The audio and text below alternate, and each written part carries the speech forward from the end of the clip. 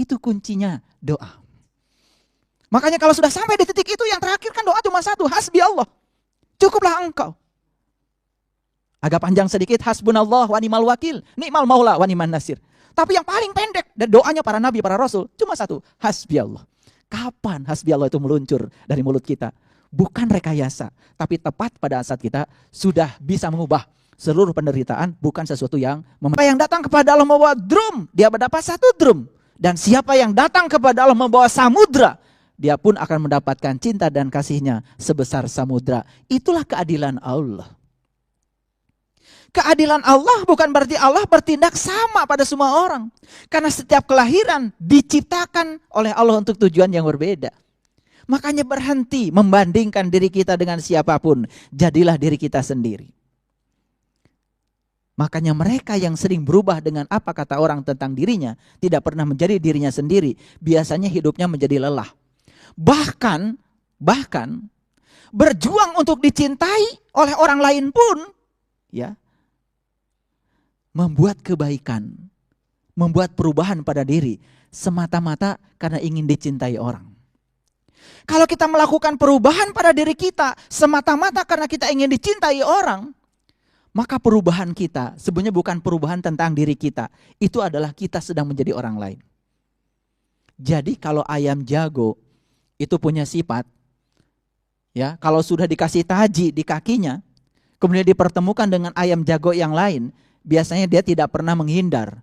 Jarang dua ayam jago yang sudah dikasih taji dalam kontes sabung ayam, kemudian kedua ayam itu menolak, ya, pada bosnya. Lalu dia mengatakan, saya tidak mau bertarung. Jarang. Biasanya kalau ayam sudah dikasih taji, ya, kemudian dipertemukan dengan jagoannya, dan kemudian majikannya sorak-sorai, pasti dua ayam itu akan bertarung. Dan biasanya dia juga akan cenderung menyakiti ayam yang lain. Sebelum ayam itu betul-betul, ya, kalah, dia tidak akan pernah berhenti bertarung.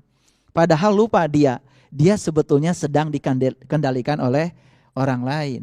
Dia sedang dikendalikan oleh majikannya. Karena ayam jago ya tidak pernah menjadi dirinya sendiri.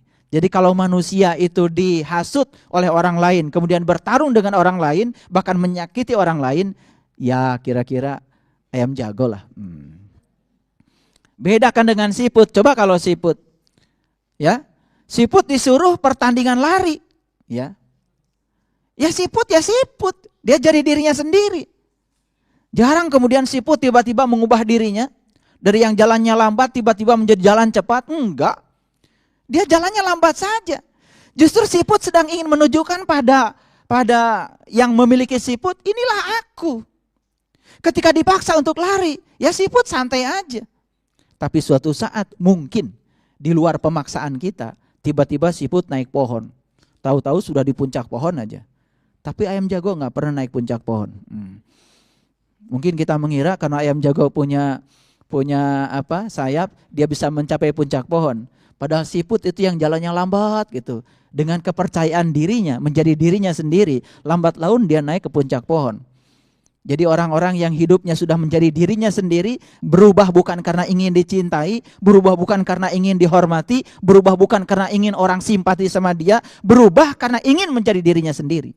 Lihat, orang seperti itu lama-kelamaan sampai di puncak. Tapi orang yang sering, ya, membiarkan dirinya menjadi apa kata orang tentang dirinya, biasanya tidak pernah menjadi siapa-siapa.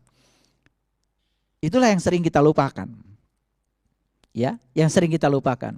Itu sebabnya yang pertama, ya, dan yang paling utama dalam proses menghadirkan Allah adalah proses mengenali Allah. Jadi berulang-ulang saya mengatakan, cara mengenal Allah yang paling jitu adalah dari Allahnya itu sendiri. Mengenal Allah jangan lewat buku. Mengenal Allah apalagi lewat orang. Mengenal Allah jangan minta penjelasan pada orang. Karena belum tentu orang yang menjelaskan Allah, dia tahu tentang Allah. Kalau Allah dijelaskan, yang dijelaskan pasti bukan Allah. Itu persepsi tentang Allah. Itu sebabnya di Quran ada pernyataan Allah yang sangat indah. Wa may yattabi'u aksarahum illa dzanna. Inna dzanna kana la yugni minal haqqi syai'a. Kebanyakan manusia mengikuti sesuatu itu hanya dengan zon. Zon itu sakwa sangka. Dan mereka yang mengikuti sesuatu dengan sakwa sangka, itu bukanlah mengikuti kebenaran, tapi itu mengikuti persepsinya sendiri yang disebut dengan pembenaran. Cirinya apa? Kalau orang belajar pembenaran, biasanya suka berdebat.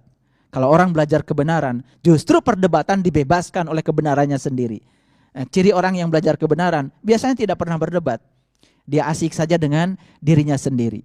Makanya orang yang sudah asik dengan dirinya sendiri, ya sudah tidak tergoda dengan apa kata orang tentang dirinya sendiri, maka peluang untuk menjadi diri sendiri menjadi sangat besar. Lama-kelamaan sudah sampai di puncak aja. Jalan walaupun pelan tapi pasti. Itu yang pertama. Jadi hambatan utama menghadirkan Allah itu karena yang pertama kita tidak mengenal Dia. Akibatnya kita pun tidak menegakkan hak-haknya. Padahal kalau kita menyadari tujuan utama kita dicipta oleh Allah untuk Allah. Kalau tujuan kita dicipta oleh Allah untuk Allah, maka tugasnya kita kan menyerahkan diri seutuhnya pada Allah. Biarkan diri kita dipakai oleh Allah untuk tujuan Allah, bukan menggunakan Allah untuk tujuan-tujuan kita. Di situ banyak yang salah. Lalu doa menjadi cara mengatur Allah supaya Allah mengikuti segala keinginan-keinginan Dia. Saat Allah tidak mengikuti keinginan Dia, Dia sebut Allah tidak mengabulkan doa Dia. Padahal sesungguhnya setiap permintaan pasti Allah kabulkan. Cuman kita tidak mengerti setiap pengkabulan Allah. Karena setiap pengkabulan Allah itu ada prosesnya. Bagaimana prosesnya? Contoh, ya Allah, jadikanlah aku orang yang sabar. Ya diproses sama Allah. Dan tujuan akhirnya apa? Allah ingin hadir bersama orang sabar itu. Ingin menyatu dengan Dia. Makanya caranya oleh Allah, mohon maaf ya, dipasangkan mungkin kita dengan orang yang kurang sabar. Dipasangkan dengan tetangga yang kurang sabar. Dipasangkan dengan teman bekerja yang kurang sabar. Ditakdirkan juga punya anak-anak yang kurang sabar. Begitu dibaca, ya Allah, ternyata kehadiran mereka semua adalah cara Engkau mengabulkan doaku. Karena suatu saat aku akan menjadi orang yang sabar. Setelah aku menjadi orang yang sabar, sesabar Engkau, maka Engkau menjadi hadir. Itu kuncinya doa. Makanya kalau sudah sampai di titik itu, yang terakhir kan doa cuma satu, hasbi Allah. Cukuplah Engkau. Agak panjang sedikit, hasbunallah wa ni'mal wakil, ni'mal maula wa ni'man nasir. Tapi yang paling pendek dari doanya para nabi, para rasul, cuma satu, hasbi Allah. Kapan hasbi Allah itu meluncur dari mulut kita? Bukan rekayasa, tapi tepat pada saat kita sudah bisa mengubah seluruh penderitaan, bukan sesuatu yang memenderitakan kita lagi. Makanya agama harus mengubah sudut pandang yang memenderitakan menjadi sudut pandang yang tidak memenderitakan. Karena segala penderitaan berasal dari pikiran kita sendiri. Jadi kita lupa ya selama ini dikiranya penderitaan itu di luar. Padahal penderitaan itu adanya di sudut pandang pikiran kita. Makanya saat kita berhasil mengubah sudut pandang pikiran kita dari pikiran yang memenderitakan menjadi pikiran yang mendamaikan, yang menenteramkan, karena kita sudah bisa memahami, sudah bisa menerima, maka ujungnya kita juga akan rela berkorban. Itulah cinta kepada Allah. Yang kedua, kata Ibrahim bin Adam, dia sering membaca Al-Quran, tetapi dia tidak mengerti apa-apa dari bacaannya. Mari kita lihat kembali posisi Al-Quran. Al-Quran itu hudan. Al-Quran itu petunjuk. Kalau dia petunjuk berarti fungsinya Al-Quran untuk menunjukkan. Menunjukkan apa? Ya menunjukkan rahasianya Allah. Untuk apa? Supaya kita mengenal Allah. Untuk apa? Supaya kita sampai kembali kepada Allah. Karena kita berasal dari Allah, tujuan kita ujung-ujungnya kan kembali kepada Allah. Sekarang saya mau kasih sedikit renungan. Banyak gak orang kalau ditanya, apa sih pedoman hidupmu? Pasti jawabannya Al-Quran. Betul? Apakah cukup kita mengakui pedoman hidup saya Quran, pedoman hidup saya Quran, sementara kita tidak pernah menyadari apa sih isinya Quran? Coba kita mulai dari yang pertama, Al-Fatihah. Apa sih isinya Al-Fatihah? Itu aja yang sederhana. Sampai-sampai Rasulullah mengatakan orang yang sholat setiap rakaatnya kelewat gak baca Al-Fatihah tidak sah rakaatnya. Apa pesan Rasulullah? Lalu kita bangga karena sudah baca Al-Fatihah setiap rakaat? No, itu dimensi luar. Dimensi dalamnya apa? Kenapa setiap rakaat sholat harus baca Al-Fatihah? Kalau kita cuma sekedar baca Al-Fatihah, tetapi kita tidak mengerti esensi Al-Fatihah, bahkan kita tidak bisa mengamalkan Al-Fatihah dalam sholat itu, sholat kita juga akan menjadi rakaat-rakaat yang tersia-siakan. Apa pesan Al-Fatihah? Dari katanya sendiri sudah luar biasa. Al-Fatihah artinya pembuka. Jadi setiap rakaat harus membuka kesadaran kita. Setiap rakaat harus membuka rahasia Allah yang ada dalam diri kita. Setiap rakaat harus meningkatkan kesadaran kita. Setiap rakaat harus meninggikan kesadaran kita. Harusnya kan begitu. Tapi coba kita baca Quran, surat Al-Fatihah setiap rakaat. Bahkan cepat-cepat bacanya. Tidak pernah menyadari esensinya. Makanya Al-Fatihah itu luar biasa bagi yang tahu. Tapi bagi yang tidak tahu, Al-Fatihah ya biasa saja. Makanya di Al-Fatihah itu manusia cuma dibagi menjadi 3. Yang pertama yang dapat nikmat, yang kedua yang dimurkai, yang ketiga yang tidak tahu jalan. Yang tidak jauh jalan akibatnya jadi tersesat. Siapa yang dapat nikmat?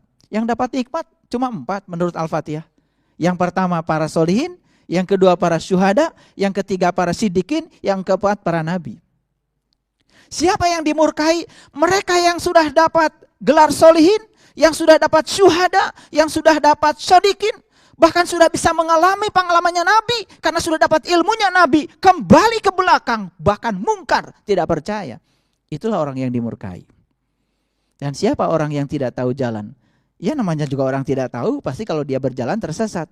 Ya orang yang tidak tahu, sudah tidak tahu, tapi dia tidak tahu, bahwa dirinya tidak tahu, tidak mau tahu, tidak mencari tahu, itulah yang menyebabkan seseorang tersesat. Tapi orang yang sedang tersesat, ketika dia bertanya, pasti dia akan bebas dari ketersesatannya.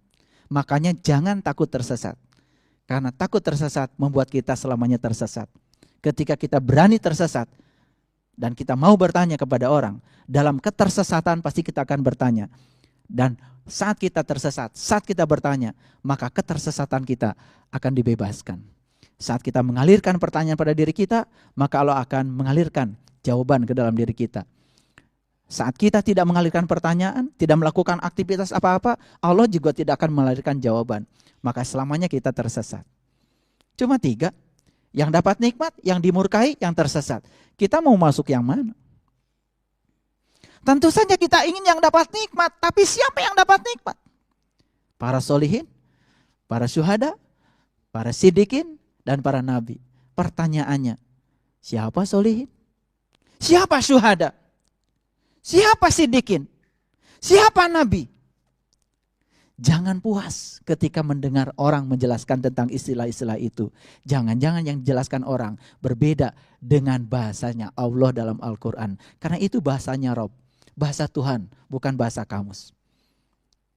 Ada orang yang mengatakan dirinya mungkin merasa sudah soleh.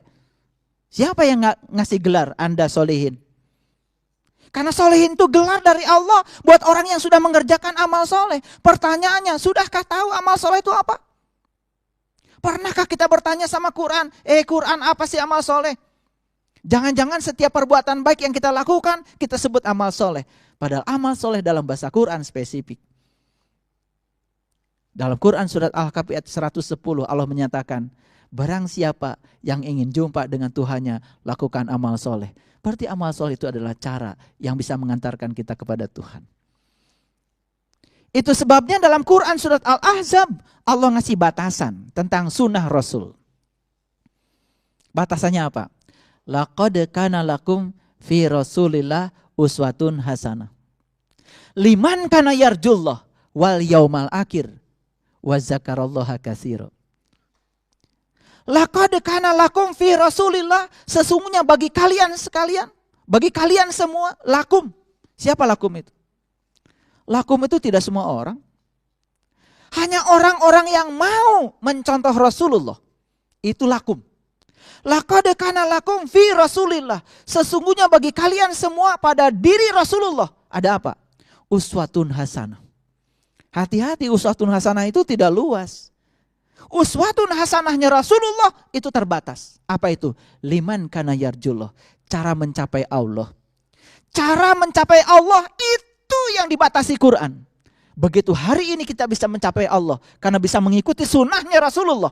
Apa yang terjadi? Wal yaumal akhir, besok lusa hari kemudian, wa zakarallaha katsira, baru kita bisa ingat Allah banyak-banyak. Kita tidak mungkin bisa mengingat Allah dari tulisan Allah. Kita tidak mungkin bisa mengingat Allah dari ciptaannya. Kita tidak mungkin bisa mengingat Allah dari menghafal sifat-sifatnya. Kita tidak mungkin mengingat Allah dari membaca asma-asmanya. Kita hanya akan bisa mengingat Allah dari Allahnya itu sendiri. Makanya perintah sholat di Quran itu kan setelah iman sama yang gaib. Zalikal kitabul la raiba fi hudal lil muttaqin. Siapa orang yang bertakwa itu? Alladzina yu'minuna bil ghaib wa yuqimunas shalah. Perintah sholat itu setelah kita iman sama yang gaib. Setelah kita iman sama yang gaib, bisa menyatakan yang gaib menjadi nyata. Mengalami, memahami, meyakini. Setelah sampai di titik itu, baru sholat itu benar. Ketika ditanya siapa yang, Allah mana yang kamu sembah tadi? Allah yang menciptakan langit dan bumi. Allah yang menciptakan diriku. Bukan Allah ciptaan pikirannya sendiri. Tapi jarang orang yang merenungi dia. Kalau sudah menyebut Allah, rasanya kita sudah beriman kepada Allah. Padahal iman itu tasdikun bil qalbi wa ikrarun bil lisan wal amalun bil arkan. Jadi yang kedua, banyak yang membaca Al-Quran tetapi tidak paham petunjuk apa yang dipesankan Al-Quran. Kalau saya kupas isi Al-Quran dalam pertemuan ini tidak mungkin semuanya bisa kita kupas. Tapi paling tidak saya hanya menjelaskan apa sih esensi Al-Fatihah. Apa sih esensi Al-Baqarah misalnya? Setelah Al-Fatihah kenapa Al-Baqarah? Apa esensi Al-Baqarah? Pernah nggak kita menganalisis apa sesungguhnya esensi Al-Baqarah? 286 ayat Al-Baqarah yang dimulai dengan Alif Lam Mim itu. Jangan-jangan begitu baca Alif Lam Mim juga itu nggak ngerti. Padahal penjelasan tentang Alif Lam Mim ada di ayat berikutnya. Zalikal kitab. Itu kitab. Jadi Alif Lam Mim itu, ya itu kitab. Tapi itu juga tidak bisa dijelaskan. Karena itu hanya bisa dialami. Oleh siapa? Oleh orang-orang yang bertakwa. Siapa orang yang bertakwa? Dijelaskan oleh Quran. Yang mengambil janji. Yang diangkat gunungnya. Yang ditunjukkan sesuatu di gunungnya. Dan mengingat apa yang ditunjukkan. La'allakum tattaqun. Wa id akhadna mitsaqakum wa rafa'na fawqakum tur khudhu ma atainakum biquwatin wazkuru ma fihi la'allakum tattaqun. Metode untuk mencapai takwa ternyata ada 4. Yang pertama mengambil janji, yang kedua diangkat gunungnya, yang ketiga ditunjukkan sesuatu di gunungnya, yang keempat mengingat yang ditunjukkan, baru takwa. Jadi kalau kita tidak mengalami prosesi itu, bullshit, omong kosong, mengatakan diri sebagai orang yang bertakwa. Mengaku saja tidak cukup. Mengaku itu yang paling mudah, tapi yang paling sulit apa di aku? Jangan-jangan kita mengatakan sudah menyembah Allah, tapi Allah tidak merasa disembah oleh kita. Karena sepanjang kita menyembah Dia, justru yang kita sembah adalah Tuhan ciptaan kita sendiri. Bukan Tuhan yang maha. Karena kemahaannya aja kadang-kadang sering dibatasi oleh kita sendiri. Mohon maaf ya, kadang-kadang kita sering tidak percaya kan sama Tuhan. Betul gak? Kadang-kadang sering tidak percaya, tidak yakin. Bahkan kita sering meremehkan diri kita sendiri. Wah itu gak mungkin bisa saya capai. Gak mungkin saya sampai di sana. Gak mungkin saya bisa memiliki itu. Diri kita sendiri diremehkan oleh kita, padahal Allah bersama kita, lebih dekat kepada kita daripada urat nadi leher kita. Saat kita meremehkan diri kita, siapa yang sedang diremehkan? Allah. Sesungguhnya Allah mau ngasih banyak sama kita, tapi Allah dibatasi oleh pikiran kita sendiri. Lalu kita memanjatkan banyak doa, tapi tidak mengubah pikiran kita. Memanjatkan banyak doa, tapi tidak mengubah kata-kata kita. memanjatkan banyak doa tapi tidak mengubah perilaku kita. Padahal doa yang sebenarnya adalah pikiran, kata-kata dan perbuatan. Apa yang kau pikirkan itu yang akan jadi. Karena pikiran tidak pernah berhenti. Orang yang memikirkan keburukan pasti yang akan terjadi pada dirinya. Keburukan demi keburukan. Berapa banyak pun doa-doa mustajab yang dia ungkapkan tidak akan pernah terjadi dalam kehidupan. Yang terjadi adalah yang dia pikirkan terus menerus. Makanya banyak orang yang sering membicarakan yang tidak suka dalam hidup. Saat bersamaan dia kemudian meminta kepada Allah dihindarkan dari yang tidak dia suka. Doanya cuma sekali tentang yang dia tidak suka. Ya Allah, hindarkan saya dari bencana ini. Satu kali dia ngomong gitu habis sholat. Tapi dia menceritakan yang tidak suka berulang-ulang kepada banyak orang. Mana yang akan terjadi? Yang akan terjadi yang diucapkan berulang-ulang. Lalu kita mengatakan Allah tidak mengabulkan doa kita. Padahal sesungguhnya Allah tuh mau mengabulkan doa kita. Tapi saat Allah mau bertindak, Allah dihalang-halangi oleh pikiran, kata-kata dan perbuatan kita sendiri. Banyak yang tidak sadar seperti itu. Biasanya kita paling suka kan menceritakan penderitaan hidup kita. Kita paling suka kan biasanya menceritakan kontradiksi dalam hidup kita. Saat kita sedang ditimpa kemalangan, biasanya kita berbagi kemalangan pada semua orang. Jangan lupa saat kita berbagi kemalangan, semakin malang kita. Karena apa? Saat kita menceritakan berulang-ulang, kemalangan itu sedang ditarik oleh kita sendiri.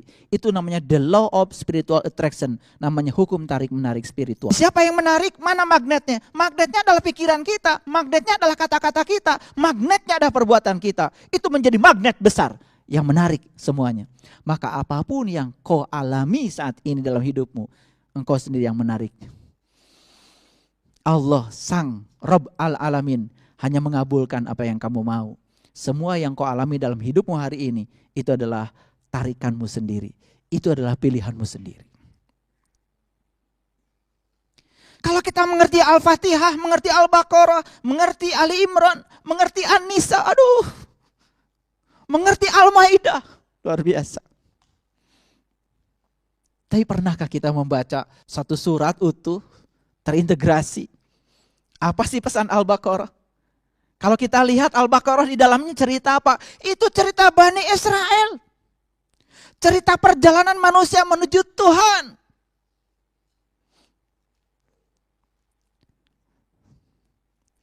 Kendaraannya adalah Al-Baqarah. Saya tidak mungkin bisa mengurai semua itu. Tapi kalau mau mendengar uraian saya, bisa mendengarkan ceramah-ceramah saya khusus tentang Al-Baqarah, satu surat yang sudah kita bahas. Itu pesan. Banyak gak yang membaca Al-Quran, sibuk saja membaca surat, tapi ketika ditanya apa sih pesan surat itu? Saya dapat surat Pak. Iya, dari mana? Dari teman saya, di mana? Di Arab. Terus bahasanya bahasa Arab Pak. Sudah dibaca? Sudah Pak. Ngerti? Enggak. Dan merasa puas karena dapat surat dari orang Arab, tulisannya bahasa Arab, dan dia sudah baca tulisannya. Karena dia pinter baca tulisan Arab. Tapi enggak ngerti bahasa Arab. Jadi jangan dulu kemudian kita menjadi orang-orang yang overconfidence. Kalau merasa sudah membaca surat tapi tidak mengerti pesan surat, jangan dulu buru-buru mengatakan kita sudah mendapatkan hudan. Karena selama kita tidak dapat hudan, gak jadi kita jadi orang yang bertakwa. Itu yang kedua. Makanya coba kalau saya sampaikan ayat-ayat berikut dalam Al-Quran. Dalam Quran surat An-Nisa ayat 66, ada pesan Allah luar biasa. Pesannya begini, bunuhlah dirimu, keluarlah dari kampungmu. Hal itu lebih baik bagimu di sisi Tuhanmu. Dan jika kamu melaksanakan pelajaran itu, maka itu akan menguatkan imanmu. Orang yang baru membaca itu selintas, apalagi tidak mengerti bahasa Rob, bahasa Tuhan, mungkin juga salah kaprah. Bunuhlah dirimu, keluarlah dari kampungmu. Wah, ini perintah bunuh diri. Kata Allah dalam ayat itu, hal itu lebih baik di sisi Tuhanmu. Dan jika kamu melakukan itu, maka akan kuat imanmu. Ayo, gimana cara menerapkan ayat itu? Maka disitulah pentingnya berguru pada orang yang tahu. Jangan berguru pada orang yang mengira-ngira ayat itu. Nanti dikira-kira lagi, salah lagi. Bunuhlah dirimu, keluar dari kampungmu. Jadi ayat itu perintah buat orang yang masih tinggal di kampung. Yang udah di kota, ya tinggal ditambah aja lampunya. Lalu di ayat lain ada kata-kata begini. Ya. Kamu mengira mereka itu bangun, padahal mereka tidur. Kami bolak-balikan mereka ke kanan dan ke kiri, sedang kedua lengan anjing mengunjur di muka pintu gua.